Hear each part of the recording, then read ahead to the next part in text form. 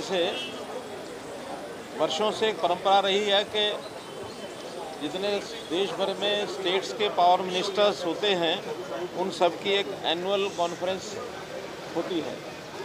लेकिन इस बार हमने अपनी एनुअल कॉन्फ्रेंस करते हुए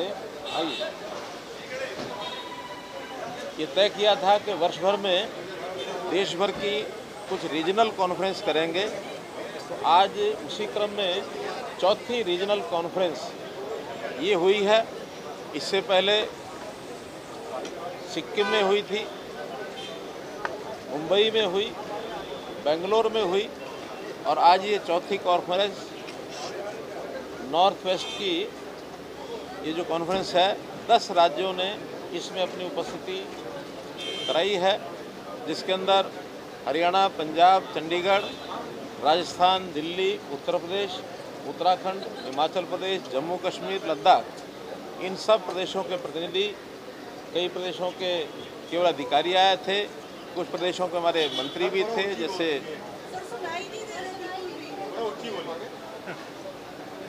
कुछ प्रदेशों के मंत्री आए थे, कुछ जगह से अधिकारी आए थे, जैसे हमारे हरियाणा से अनिल विज जी पावर मिनिस्टर हैं, पंजाब से हमारे मंत्री स्वयं यहाँ आए हैं, इसी प्रकार से राजस्थान के मंत्री आए थे, दिल्ली के मंत्री थे, उत्तर प्रदेश के मंत्री थे, उत्तराखंड के मंत्री थे, हमारे जम्मू कश्मीर के मुख्यमंत्री स्वयं एनर्जी मिनिस्टर हैं, लेकिन उनके स्थान पर उनके एक मंत्री आए थे। इसी प्रकार से कुछ प्रदेशों के अधिकारी भी आए थे।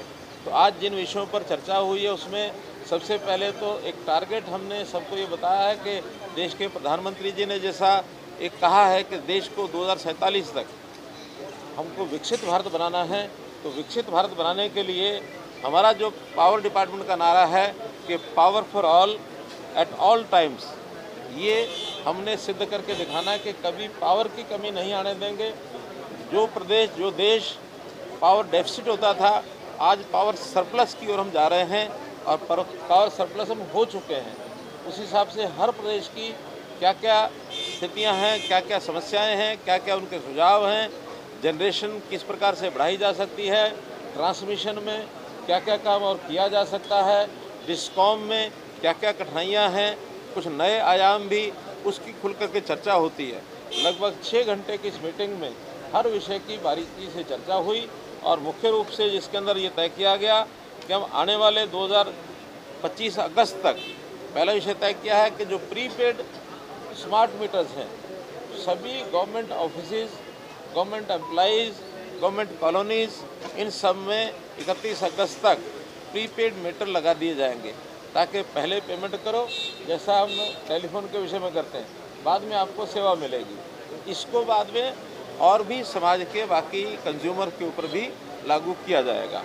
और मैं समझता हूँ इसमें जो हमारे कमर्शियल, इंडस्ट्रियल और हाई लोड कंज्यूमर्स हैं, सेकंड फेज़ में उनको लिया जाएगा, उसके बाद बाकी और मीटर्स को लिया जाएगा। इसी प्रकार पीक डिमांड एक ऐसा विषय होता है जिसके हिसाब से हमको पावर की सप्लाई, इसको ध्यान करना होता है। पीक डिमांड सामान्यतः गर्मी के दिनों में आता है।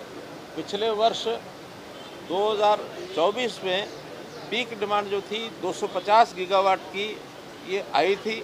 इस बार ऐसा अनुमान लगाया जा रहा है कि हम कभी भी 269 गीगावाट तक भी हमारी डिमांड हो सकती है, जिसके लिए हमारी तैयारी है कि जनरेशन उस समय तक उतनी पूरी रहेगी, कोई कमी नहीं आएगी, ऐसा मैं मानकर चलता हूँ।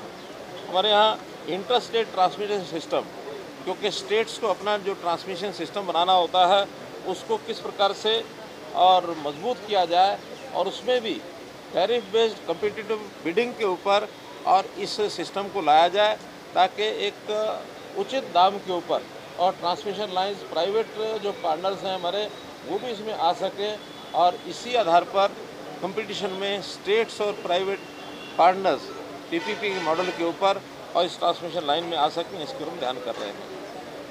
जहाँ तक इंफ्रास्ट्रक्चर की कुल मिलाकर इन्वेस्टमेंट का विषय है, इन्वेस्टमेंट सारे देश भर में 2032 तक ऐसा अनुमान है कि 45 लाख करोड़ रुपए की इन्वेस्टमेंट होने वाली है। बड़े इन्वेस्टमेंट का ये विषय है प्रदेश भी अपने पास से इन्वेस्टमेंट करें। केंद्र ने 1.5 लाख करोड़ रुपया और एक 50 साल के लिए फ्री ऑफ इंटरेस्ट कॉस्ट ये जारी किया है। इस इंफ्रास्ट्रक्चर के लिए उस पैसे का स्टेट्स उपयोग करें, ऐसा सबको बता दिया गया है। सभी राज्यों के लिए 1.5 लाख करोड़ रुपया ये कॉस्ट यानी फ्री ऑफ इंटरेस्ट कॉस्ट 50 साल के लिए ये लोन दिया जाता है, जिसमें स्टेट्स अपने ढंग से उसको उपयोग करेंगी। उसके लिए पावर की लाइंस के लिए भी उसका उपयोग किया जा सकता है, ऐसी जानकारी खुद भी है सबको। पावर परचेज कॉस्ट ये किस प्रकार से हम कम करें और लोगों को बिजली सस्ती कैसे मिले, इसके लिए कंपटीशंस में सब लोग आकर के अपने काम को करें।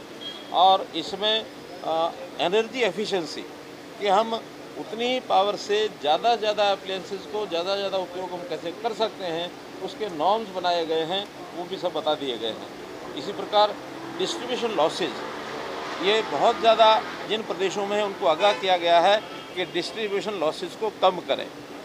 ऑन एवरेज नेशनल लेवल पर 16% ये AT&C लॉसेज हैं, लेकिन कुछ प्रदेशों के आज भी 17%, 18%, 20% तक भी हैं। वो कैसे अपने लाइन लॉसेज को कम करें, कैसे अपने स्मार्ट मीटर लगाएं, बिजली की चोरी रोकें, इससे भी हमारे डिस्कॉम्स मजबूत होंगे तो बिजली की व्यवस्था और अच्छी बनेगी।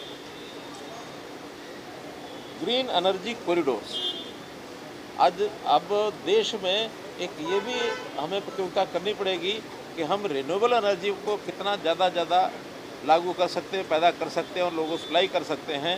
2014 में जो हमारा ग्रीन एनर्जी का शेयर था वो 32% था, आज 49% तक पहुंच गया है। बहुत जल्दी हम 50% पार करने वाले हैं।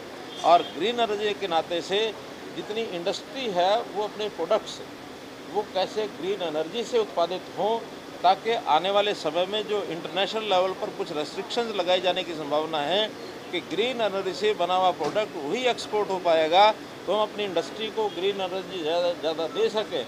इसके लिए ग्रीन एनर्जी कॉरिडोर ये बनाने की शुरुआत हमने कही है।